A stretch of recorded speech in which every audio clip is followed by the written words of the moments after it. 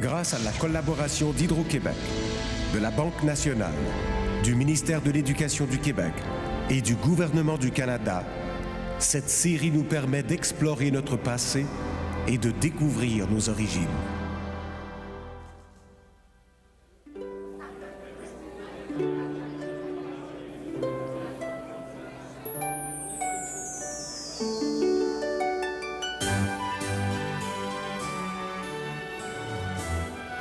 Paris. Le roi Louis XIV fait agrandir le château de Versailles où il installe sa famille et ses amours adultères. Il forme un gouvernement personnel et prend lui-même le contrôle de la France et de ses colonies. Désormais, la Nouvelle-France relève directement de lui. En Nouvelle-France, on vit dans une peur constante, craignant les attaques quasi incessantes des Iroquois.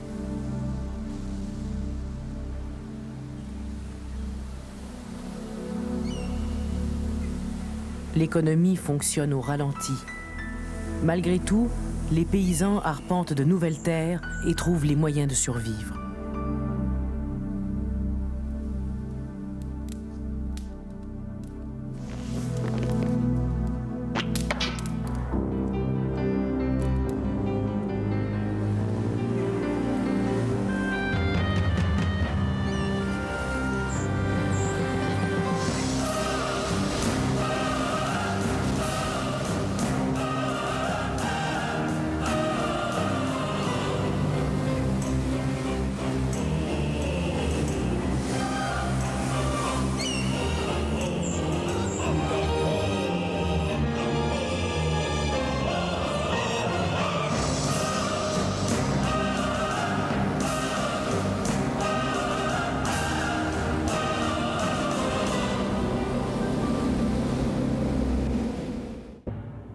Toute société a ses héros sociaux.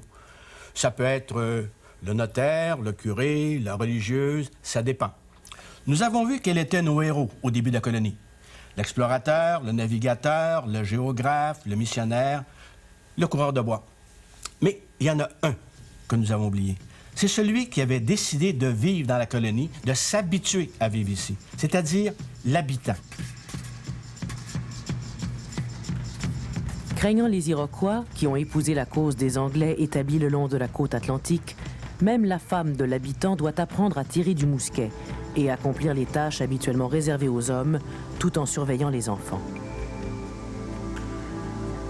Au XVIIe siècle et au XVIIIe siècle, le mot « habitant » est le seul employé pour désigner ceux qui avaient choisi de faire de la vallée du Saint-Laurent leur patrie.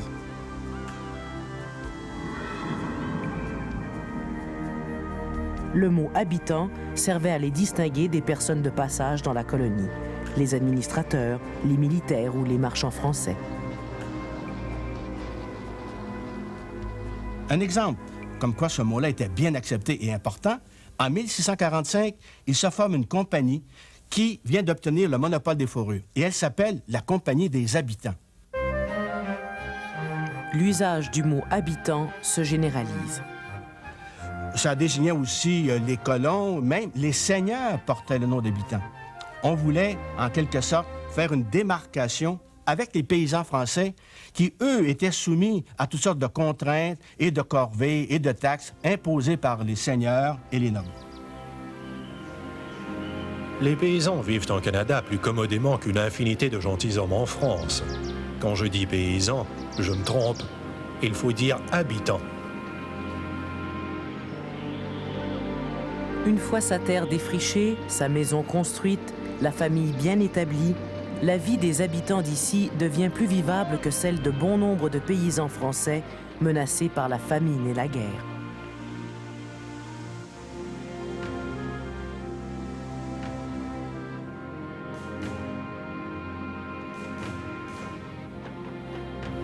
Les premières maisons des colons étaient de modestes constructions en bois à une seule pièce et une seule cheminée. Elles étaient faites de pièces de bois horizontales, le pièce sur pièce, ou verticales, le colombage, et couvertes de paille ou de planches pour les plus cossus. Seuls les riches peuvent se payer les vitres et l'ardoise pour le toit qu'on importe de France.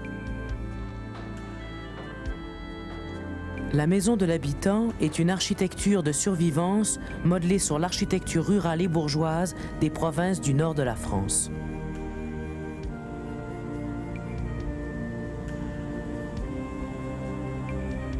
Si les dimanches, les jours de fête, les habitants prenaient soin de porter de très beaux habits, durant la semaine, ils adoptaient un costume qui répondait beaucoup mieux aux besoins que le costume français. C'est pourquoi l'été, pendant les grandes chaleurs, certains portent une simple tunique un peu décolletée et portée à mi-cuisse. Le clergé ne tardera pas à dénoncer cette liberté vestimentaire.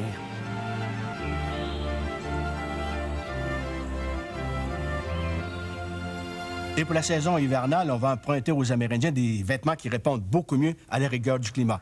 Les mocassins, les jambières et les habits de peau, genre pèlerine, qui facilitent la marche dans la neige. Une autre originalité, la tuque rouge, véritable symbole de l'habitant. Comme les hivers sont plus rudes ici qu'en France et que la neige est plus abondante, il a fallu que les toits soient plus pointus pour que la neige ne s'accumule pas. Aussi, on a réduit la fenestration au minimum et les murs étaient beaucoup plus épais. Certains mettaient même une série de planches à l'extérieur sur le mur de pierre pour protéger le mortier contre le vent du nordais.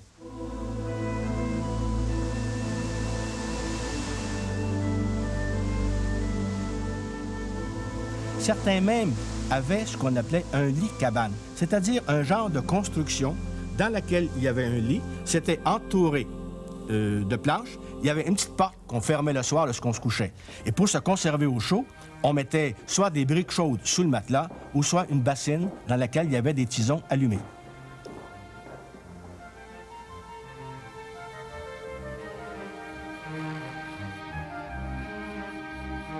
Entre la Fondation de Québec et la chute de la Nouvelle-France, environ 30 000 Français ont traversé l'océan pour venir au Nouveau Monde. Sur cela, seulement 10 000 sont demeurés ici et ont fait souche.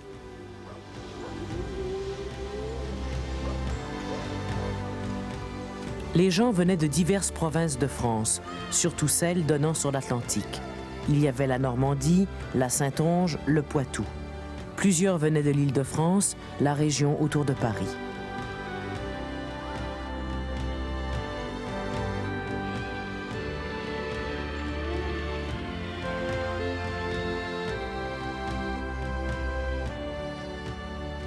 Ces gens-là arrivent ici avec leurs habitudes de vie, leur façon de parler, leur façon de vivre. Ils ont, comme ils viennent de diverses provinces de France, ils ont des habitudes alimentaires très différentes les unes des autres. Parce qu'à ce moment-là, la cuisine française n'est pas uniformisée. Mais les mariages entre personnes venant de diverses provinces changent les habitudes et assez rapidement se développe ici une cuisine uniformisée originale, une certaine cuisine française. Une cuisine qui garde les caractéristiques de chaque région de France et qui s'enrichit d'emprunts culinaires aux Amérindiens.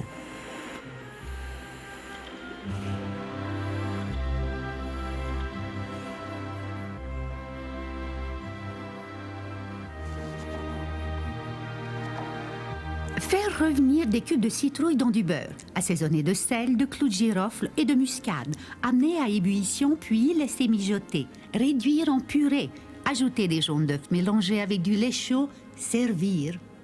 Les Blancs ont contracté des dettes importantes envers les Amérindiens, notamment pour leur survie la plus immédiate. Les moyens de se nourrir, de se loger, de se transporter, les moyens de s'habiller, la connaissance de la forêt, de la chasse, de la pêche, et ainsi de suite. Là, c'est sûr qu'il y a eu des emprunts, et non seulement des échanges, il y a eu des emprunts considérables et tout à fait essentiels.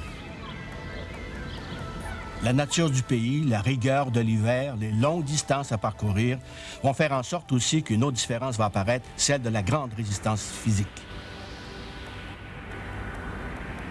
Denonville, qui est gouverneur de la colonie dans les années 1680, décrit ainsi les Canadiens. Les Canadiens sont grands, bien faits et bien plantés sur leurs jambes, accoutumés dans les nécessités à vivre de peu, robustes et vigoureux, mais fort volontaires et légers, portés à la débauche. Les Canadiennes sont vues de façon différente suivant les voyageurs. Entre autres pour le baron de la Hontan qui séjourne dans la colonie dans les années 1680-1690. Le son du Canada est fort beau. Les femmes y sont généralement belles, les brunes y sont rares, les sages y sont communes, les paresseuses y sont en assez grand nombre. Elles aiment le luxe, et c'est à qui mieux prendra les maris au piège. Certains voyageurs trouvent que les Canadiennes sont peut-être un peu trop paresseuses et qu'elles aiment un peu trop leur personne. Entre autres, Pirkham. Pirkham, c'est un savant suédois qui, après avoir visité les colonies anglaises, vient ici, en Nouvelle-France, à la toute fin des années 1740. Un certain nombre de femmes sont assez paresseuses, imitant en cela les Anglaises. Elles restent assises sur une chaise en regardant en l'air et en ne faisant rien. Quand elles ont affaire dans la maison et qu'elles se déplacent d'un endroit à l'autre d'une pièce, elles le font presque toujours, les jeunes filles surtout, en fredonnant quelques chansonnettes où l'on entend le plus souvent des mots comme amour et cœur. Si on reproche aux femmes un certain nombre de défauts, vous savez, les hommes n'échappent pas non plus au regard des visiteurs et des autorités. On reproche à plusieurs Canadiens de prendre un coup peut-être un peu trop fort. Certains même, le matin, à jeun, prenaient un petit coup d'alcool, comme ça se fait encore dans les Antilles. On buvait du rhum, on buvait de la bière, on buvait du vin, on buvait du cidre, et aussi ce qu'on appelait du bouillon. Le bouillon, on le fabriquait en prenant une boule de pâte, comme de la pâte à pain, que l'on mettait dans l'eau. Il se produisait alors une certaine fermentation qui donnait un liquide légèrement alcoolisé. Légèrement alcoolisé, oui peut-être, mais il arrive qu'on en boive beaucoup. L'habitant est un homme qui aime fêter. Récits et illustrations de voyageurs sont une bonne source de documents pour connaître la vie de l'habitant. Mais il faut se méfier. Les voyageurs qui arrivent considèrent la vie dans la colonie avec leurs préjugés, leur propre culture. La preuve, ils désignent parfois les habitants sous le nom de créoles du Canada. C'est ainsi qu'on désignait, dans certains textes, les Français qui naissaient dans les colonies. Mais il y a un autre moyen de découvrir quel était le portrait de ces gens-là. Ce sont les lois qui sont adoptées à l'époque ou les ordonnances. Entre autres, celles qu'on retrouve, par exemple, à l'époque de Frontenac. Pour Frontenac, les Canadiens sont des gens trop libres, trop agressifs et fort désobéissants. Ils demandent au roi d'émettre une ordonnance interdisant aux habitants de quitter leur village ou les villes pour une période de plus de 24 heures, et ce, sous peine de mort.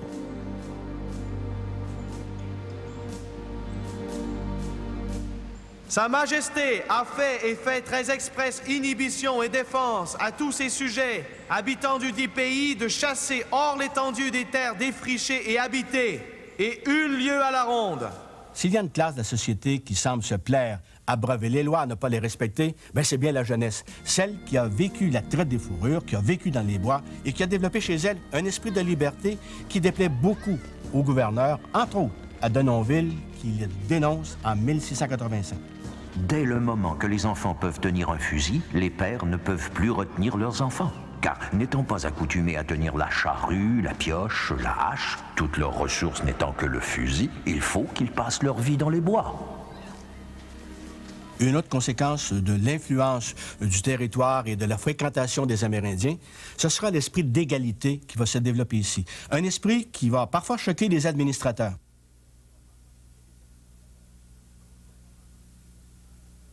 Contrairement à la croyance des Européens, la terre ne nous appartenait pas, nous appartenions à la terre. L'Autochtone appartenait à la terre.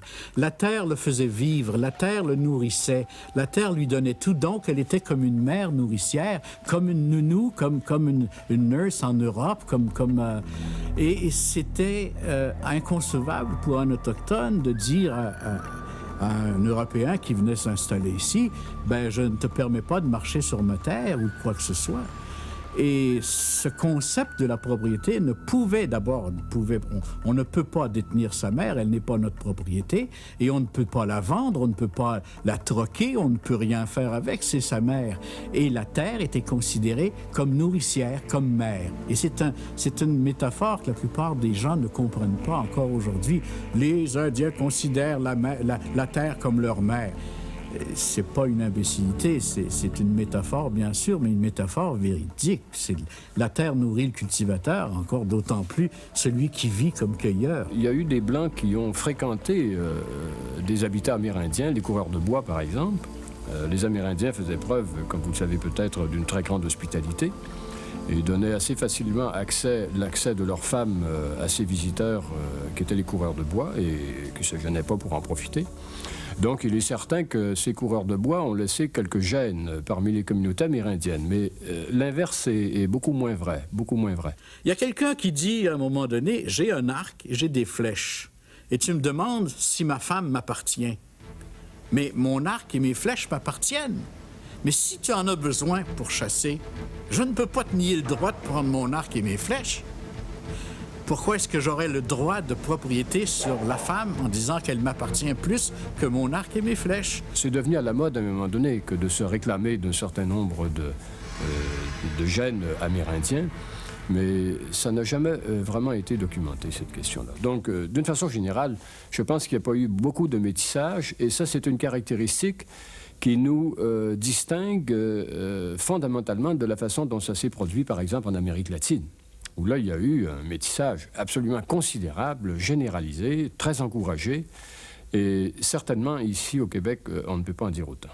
Mais la propriété n'existant pas, c'était absolu sur toute la ligne. C'était sur les êtres comme sur les objets. Et comme tout était en partage, lorsque j'ai quelque chose à manger, je dois le partager avec tous ceux qui vivent avec moi, mais à condition qu'il y ait réciprocité. Si vous avez quelque objection à me donner de quoi manger, bien sûr que j'aurais objection à vous en donner aussi. S'il y avait eu tant de relations et d'échanges, ça se serait su quand même. Même la vie familiale est marquée par ça.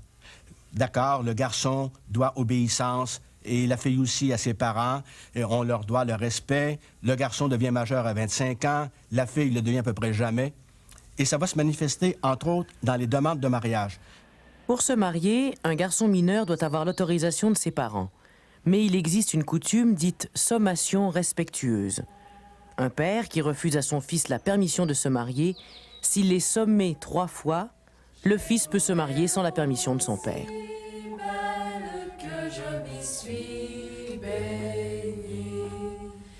Depuis l'aurore du jour je l'attends, celle que j'aime, que mon cœur aime.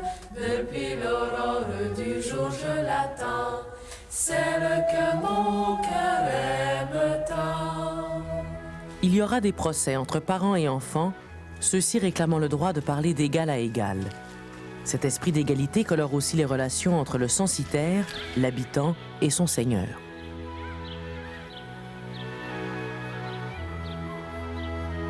Bon nombre de seigneurs aussi n'ont pas une vie très différente de celle de leurs censitaires, des personnes à qui ils ont concédé des terres.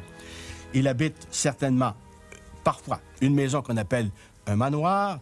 Il y a aussi quand même des relations. Le censitaire doit foi et hommage à son seigneur. Il doit lui donner quelques chapons par année pour justifier la concession de la terre. Mais au fond, ce sont des gens de même niveau, de même qualité. Le 1er mai de chaque année, les censitaires plantent devant la maison du seigneur un grand sapin sans branches pour lui rendre honneur. C'est la coutume dite du mai, très vieille coutume universelle.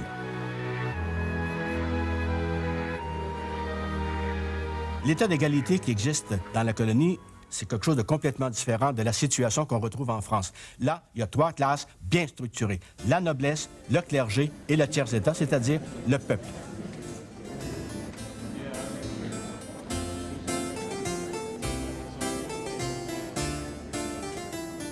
Ici, on n'a pas eu vraiment de grande noblesse. On a eu des administrateurs, des gouverneurs qui étaient de grands nobles. Mais chez le peuple, chez les Canadiens, il y en a eu seulement quelques-uns qui ont été anoblis par le roi. Et même ces petits nobles-là n'étaient pas nécessairement très riches et n'avaient pas de conditions sociales très différentes de celles de l'habitant régulier. Quelques habitants ont obtenu du roi de France des lettres de noblesse. Ils ajoutent un « de » à leur nom qu'ils rallongent. Il y a eu les Bourdons de Dombourg, les Lemoines de Longueuil, les Bouchers de Grosbois, etc. Un seigneur, c'était quelqu'un qui recevait de l'intendant, du gouverneur ou du roi une importante partie de territoire qu'on appelait une seigneurie, avec l'obligation formelle de concéder des terres à des colons, à des censitaires. C'était le moyen qu'on avait choisi pour augmenter la population, pour développer la colonie. Les censitaires doivent aussi payer aux seigneurs une redevance annuelle que l'on appelle le cens et la rente. Cela consistait parfois en quelques chapons et un petit montant en argent. Ils devaient obligatoirement faire moudre leur grain au moulin du seigneur et lui verser le 14e minot.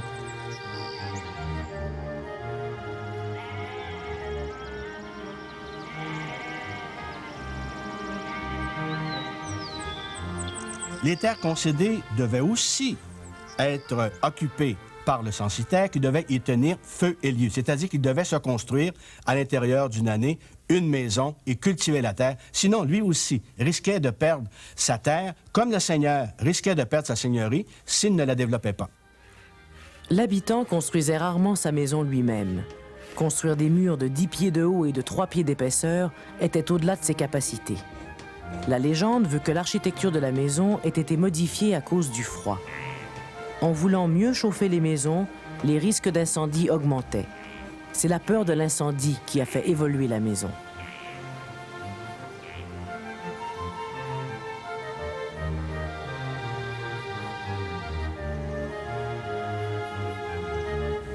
Les terres concédées étaient habituellement de forme rectangulaire et donnaient la plupart du temps soit sur le fleuve Saint-Laurent, soit sur un cours d'eau. Même aujourd'hui, on retrouve dans le paysage québécois la marque du régime seigneurial.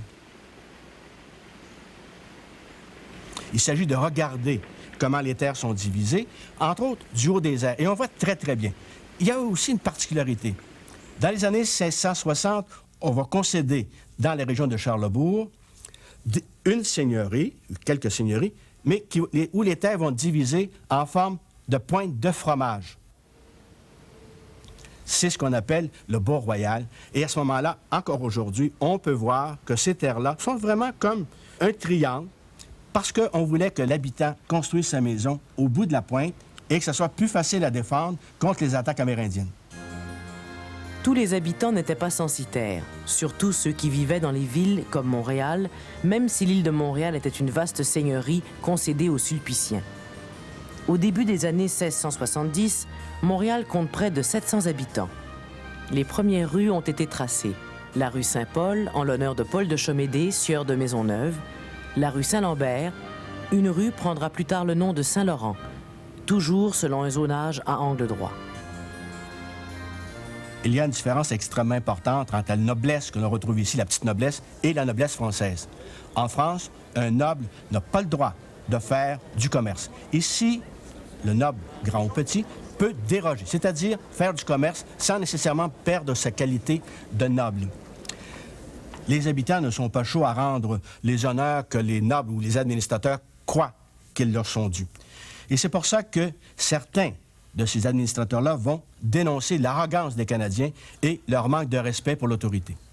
Les gens de ce pays sont fort doubles, tenant du sauvage. De grands causeurs qui, pour la plupart, ne savent ce qu'ils disent, la plupart se faisant gentilshommes. Comme ils ne sont nullement d'accord ensemble, il faut les entendre parler les uns des autres. Une autre manifestation de l'esprit d'égalité qui régnait dans la colonie, c'est la façon dont on traitait ici les esclaves. Certains esclaves venus du Nebraska dans la colonie, les Indiens Panis, étaient les plus appréciés. L'historien Marcel Trudel a dénombré 2400 esclaves d'origine amérindienne et 1200 esclaves noirs. Posséder un ou des esclaves, c'était très à la mode.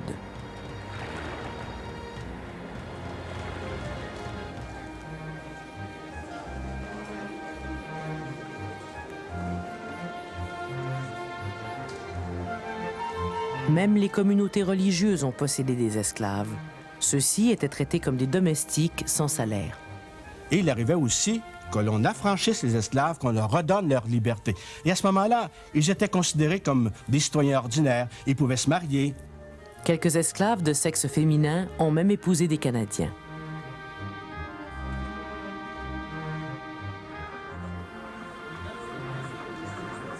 L'esprit d'égalité, vous savez, n'empêchait pas les Canadiens et les Canadiennes d'être extrêmement fiers, surtout pour ce qui concerne leur habillement. On était prêt à s'endetter pour être le mieux habillé, surtout le dimanche. On était en retard sur la mode de Paris seulement d'une année, le temps de savoir ce qui se portait là-bas et surtout le temps de faire venir ces choses-là.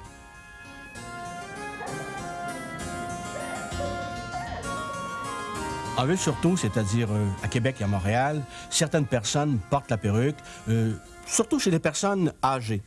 Quant aux jeunes gens, ils portent les cheveux longs et ils les attachent en arrière avec un morceau de cuir. Le duel a existé en Nouvelle-France et dans certains cas, il était punissable de mort.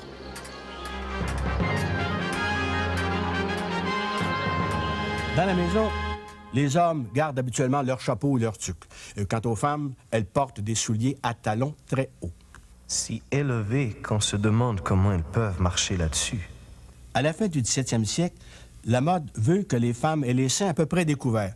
C'est une mode que Monseigneur de Saint-Vallier va dénoncer avec véhémence dans son rituel.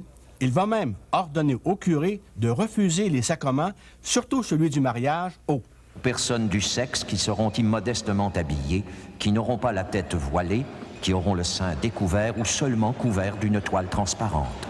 Plus tôt, l'évêque Saint-Vallier avait aussi dénoncé les vêtements indécents. Des habits indécents faisant voir des nudités scandaleuses de bras, d'épaules et de gorge, se contentant de les couvrir de toiles transparentes qui ne servent souvent qu'à donner plus de lustre à ces nudités honteuses. La tête découverte, ou qui n'est couverte que de coiffes transparentes, et les cheveux frisés d'une manière indigne d'une personne chrétienne.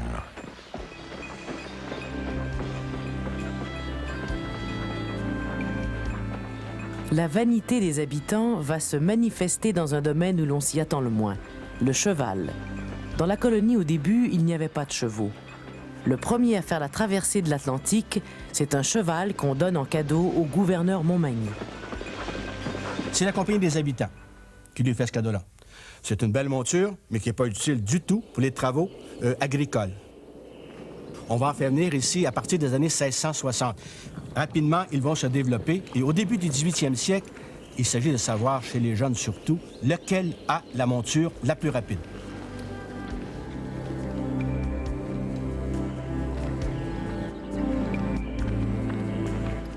On va protester contre cela et l'intendant va intervenir pour interdire aux gens de sortir pendant les sermons.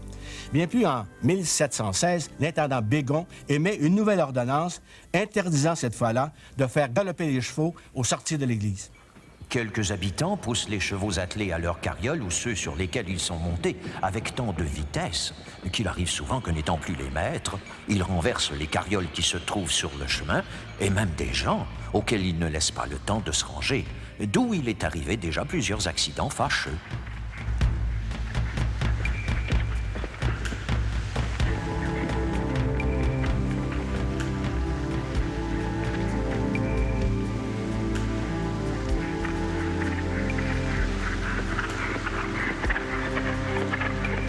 La fierté exige que chaque membre de la famille ait sa monture, même les enfants. Les autorités, à un moment donné, craignent que cette habitude-là de toujours se déplacer à cheval affaiblisse un peu la force physique. Et l'intendant Redeau, en 1709, interdit aux habitants de l'île de Montréal de posséder plus de 2 chevaux et un poulain par famille. Le cheval, c'est vraiment l'ami de tous, et on le considère comme tel. Lors de la guerre de la conquête, la famine commence à apparaître. Le bétail est réquisitionné par l'armée. On songe à utiliser le cheval comme aliment. La population, surtout les femmes, dit non. On ne peut pas manger son ami. À ce moment-là, Bigot, Lévis et Montcalm organisent un grand banquet, tout au cheval, pour montrer à tous, surtout aux soldats, qu'on peut quand même le manger. Mais on n'osera pas.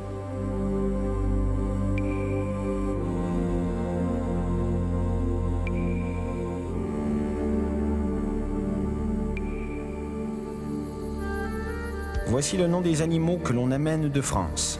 Des bœufs et des vaches, des cochons en grand nombre, des moutons, il y en a peu, des chiens, des chats et des rats.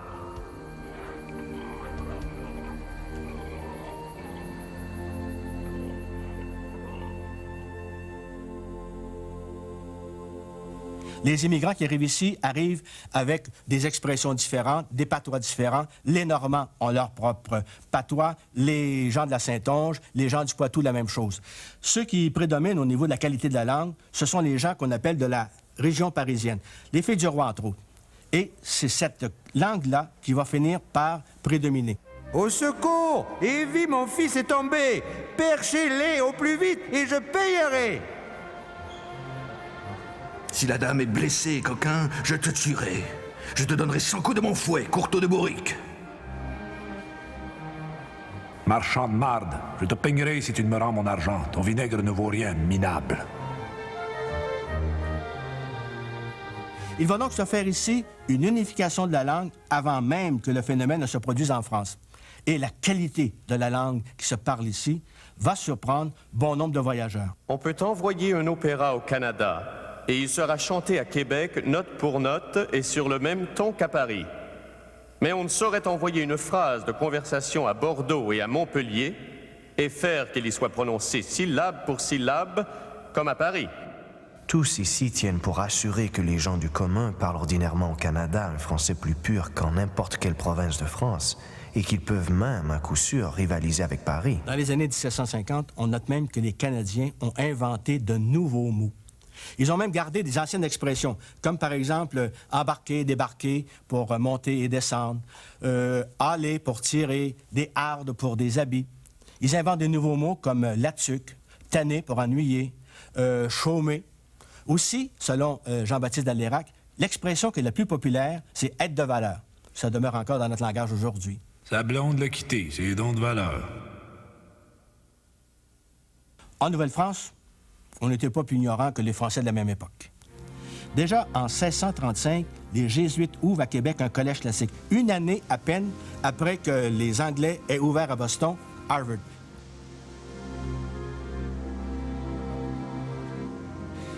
En 1639, les religieuses ursulines ouvrent à Québec une école pour les petites Hurons et aussi pour les jeunes Françaises.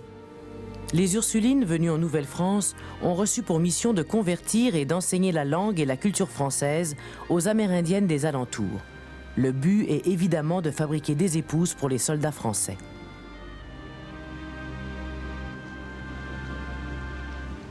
Comme l'écrit Marie de l'Incarnation, sur 100 sauvagesses, nous n'en avons converti qu'une seule. Les Amérindiennes sont incapables de rester, comme elles disent, en clôture, et elles se sauvent à la première occasion.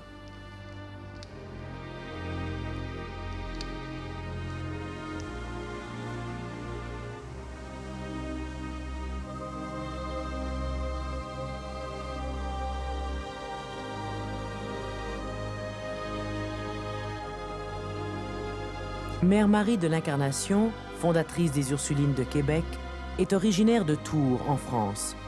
Née Marie Guyard, elle épouse Claude Martin, un maître ouvrier en soie, et elle lui donne un fils qui deviendra plus tard prêtre. Devenue veuve, elle prononce ses vœux. Mon très cher fils, la vie et l'amour de Jésus soient notre vie et notre amour. Il est vrai que je goûte fort la vie que vous nous donnez au sujet du passage des religieuses de France, et que des filles du pays nous seraient plus propres pour notre esprit que d'autres qui y apportent un esprit étranger. Quelques années plus tard, en 1653, à Montréal, où Ville-Marie, c'est Marguerite Bourgeois qui commence à distribuer un enseignement extrêmement rudimentaire, mais quand même important. Marguerite Bourgeois naît en Champagne en 1620. Elle arrive dans la colonie en 1653 et elle commence alors à s'occuper de l'instruction des enfants français établis à Ville-Marie. Elle fonde la Congrégation de Notre-Dame de Montréal. Et c'est évidemment du côté des fondatrices qu'on voit des femmes là, très, très énergiques, très déterminées, très organisées, qui sont vraiment capables d'établir la base financière de leurs institutions, qui tiennent tête à l'évêque et qui ont vraiment mis sur pied des institutions qui existent encore aujourd'hui. Ce n'est pas rien. Il y a d'autres femmes qui ont choisi la liberté, l'autonomie. Au moment de leur veuvage, elles sont entrées en communauté religieuse. Elles ont fait des donations importantes de leur propre fortune, mais elles trouvaient en communauté une occasion de contrôler, de dominer un monde, une entreprise qui est une communauté religieuse qui demande des qualités d'administratrice certaines.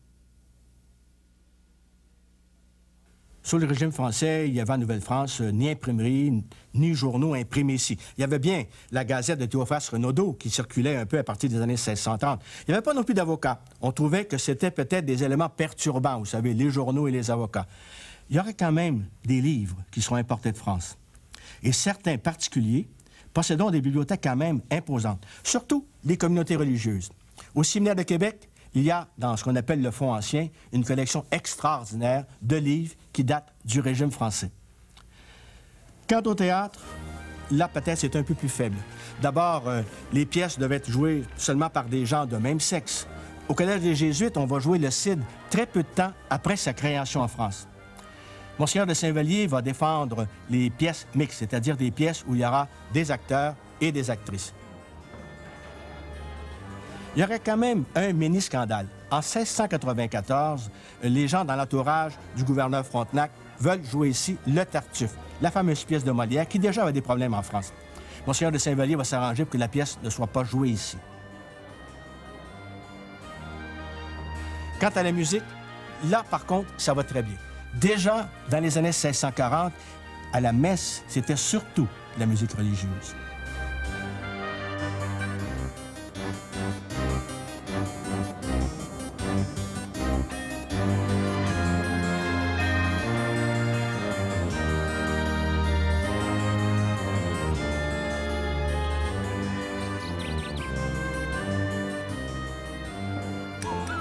Comme les gens adoraient danser, il y avait aussi de la musique populaire.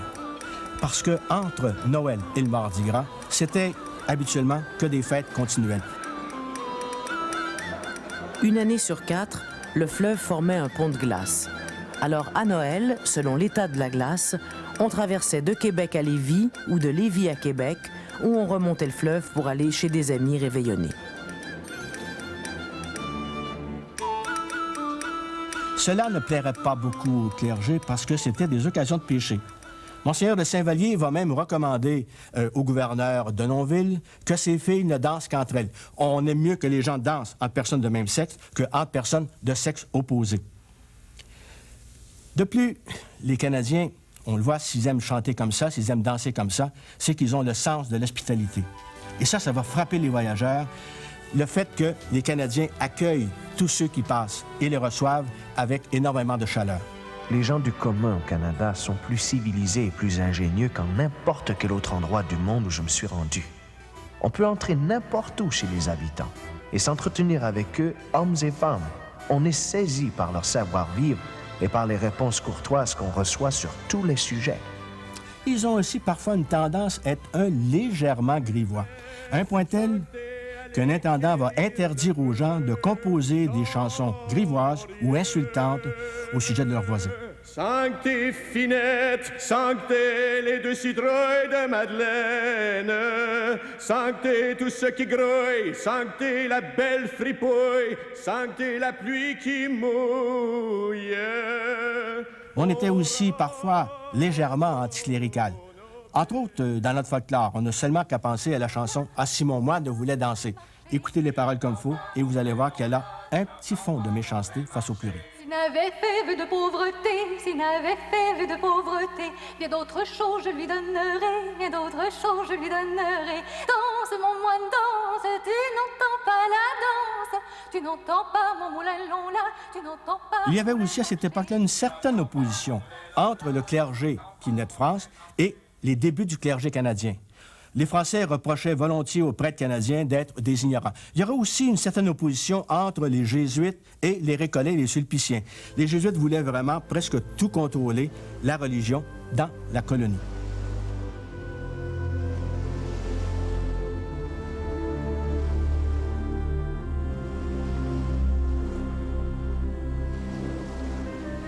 Les Françaises et les Français ayant immigré en Nouvelle-France ont apporté dans leur bagage bien des habitudes de la mère patrie. Certaines, en se modifiant, sont devenues surprenantes. Ainsi, en France, on bénissait les fiançailles. On va le faire ici aussi. Mais certains fiancés, pressés par la vie, anticipaient. Ils se mettaient vite à vivre comme des gens mariés. Et lorsqu'ils décidaient de se marier pour vrai, la future épouse cachait sous son voile ses enfants à l'insu du curé. Et lorsque le curé la bénissait, elle, on était convaincu que ses enfants étaient légitimés.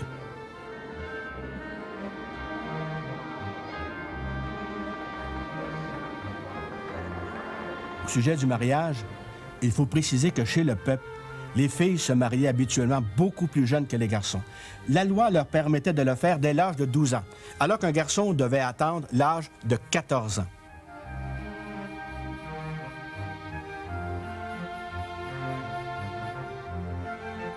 Les veuves peuvent se marier beaucoup plus rapidement, surtout au 17e siècle. Et il y a très peu de célibataires, parce que justement, on manque de femmes. Et comme on manque de femmes, on peut faire l'hypothèse, quoiqu'on n'en a pas la preuve, que souvent ce sont les femmes qui choisissent, les filles du roi, entre autres, elles ont choisi leur mari.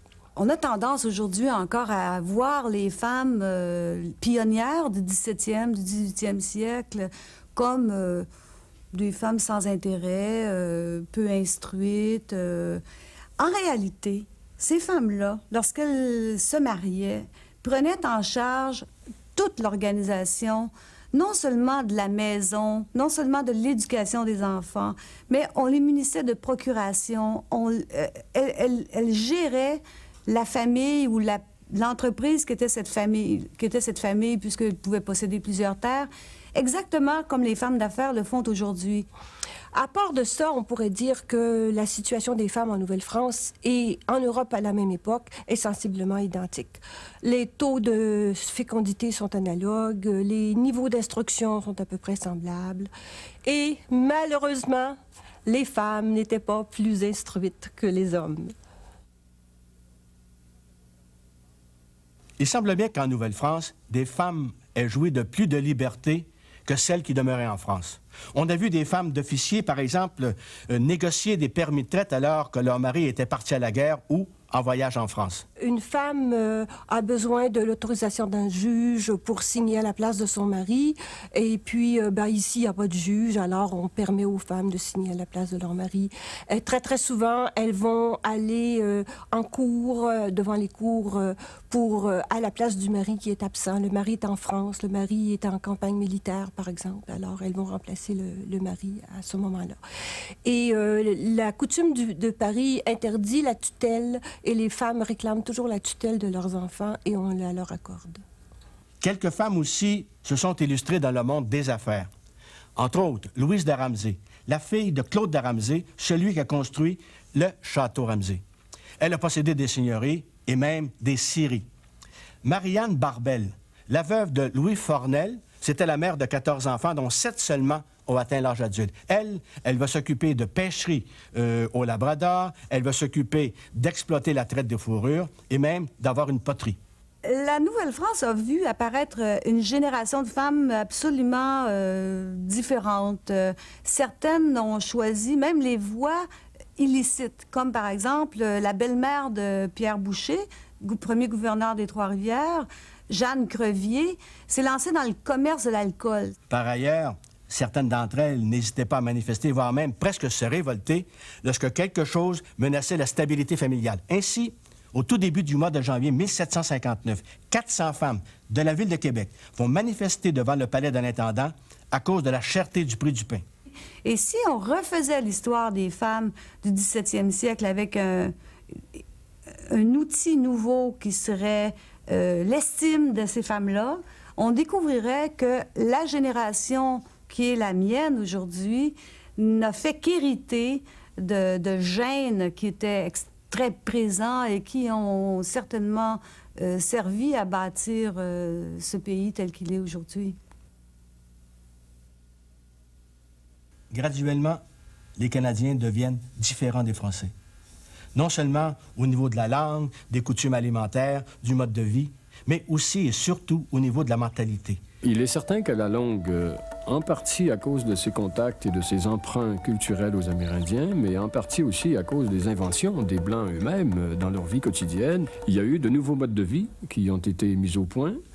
Il y a eu de nouveaux modèles culturels, il y a eu des adaptations, et de tout cela a résulté un type, peut-être pas vraiment un type physique si vous voulez, mais enfin un type culturel, ça c'est sûr. Au moment de la conquête, par exemple, il y avait déjà telle chose que le Canadien. Et cela n'existait pas un siècle auparavant, par exemple. Mais il y a eu non seulement l'apparition de cette réalité culturelle, mais la prise de conscience de cette réalité aussi. Et ça, c'est peut-être aussi important que la réalité elle-même. Vers les années 1680, ils commencent à s'appeler des Canadiens. Le mot apparaît à peu près à cette époque-là. Mais c'était un mot dont l'origine remontait à l'époque de Jacques Cartier. Lorsqu'il prend contact avec Donnacona, qui est le chef de Stadacone, ces gens-là s'appellent les Canadiens. Ils vivent dans un territoire qu'on appelle le Royaume de Canada, qui est la région comprise entre la pointe ouest de l'île d'Orléans et à peu près les régions de Portneuf. Et le mot s'écrit Canadiens, D-I-A-N-S. Un siècle plus tard à peu près, les années 1780, il y a des anglophones qui vivent ici de façon permanente et qui, eux aussi, revendiquent le droit de s'appeler Canadiens. Et là, on va commencer à s'appeler, surtout à partir de 1840, Canadiens français. Une désignation qui va demeurer jusqu'aux alentours des années 1960, 1963, 1964. Et là, on va utiliser de plus en plus le mot québécois pour parler des personnes qui vivent sur le territoire du Québec.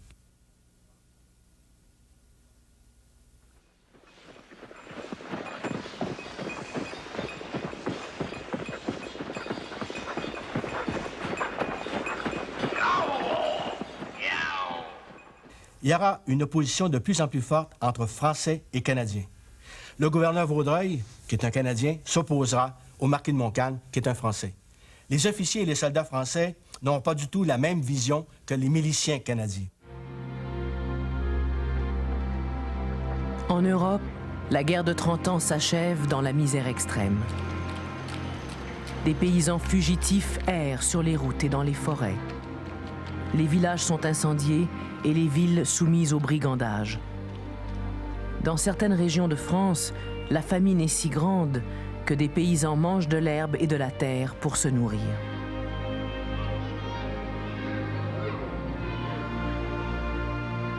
Ce sont les années Vincent de Paul, l'apôtre des pauvres et des enfants perdus.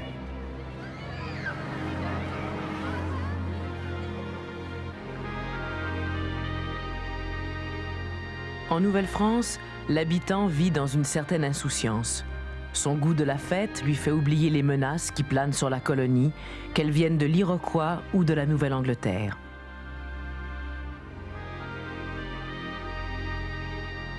Sait-il seulement que l'Iroquois s'acharne contre la Huronie, brûlant systématiquement tous ses villages et s'opposant par la torture à la présence des missionnaires jésuites?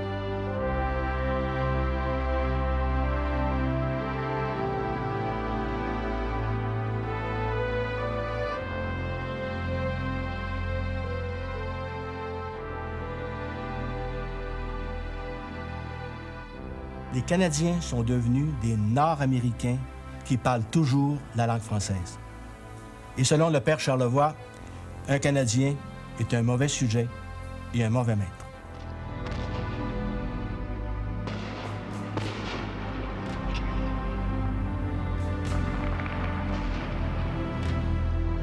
Une nouvelle guerre éclate entre la France et l'Angleterre. La colonie n'y échappe pas.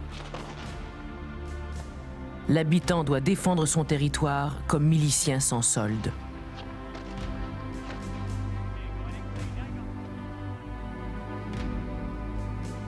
Un appel est lancé.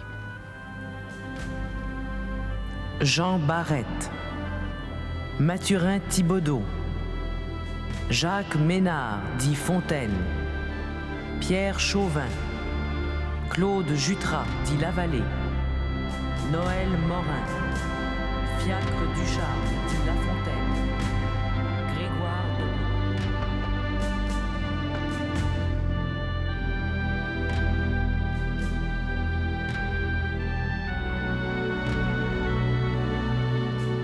L'Europe enterre ses morts, la Nouvelle-France aussi.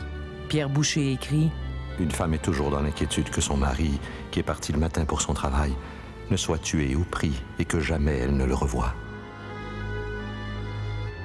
En 1690, une armée part de Nouvelle-Angleterre, monte vers le nord par la rivière Richelieu. Elle doit se joindre à une puissante expédition maritime. L'objectif, s'emparer de Québec, le cœur de la Nouvelle-France.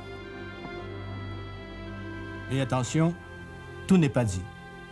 Tout le monde veut posséder la Nouvelle-France, sauf peut-être la France.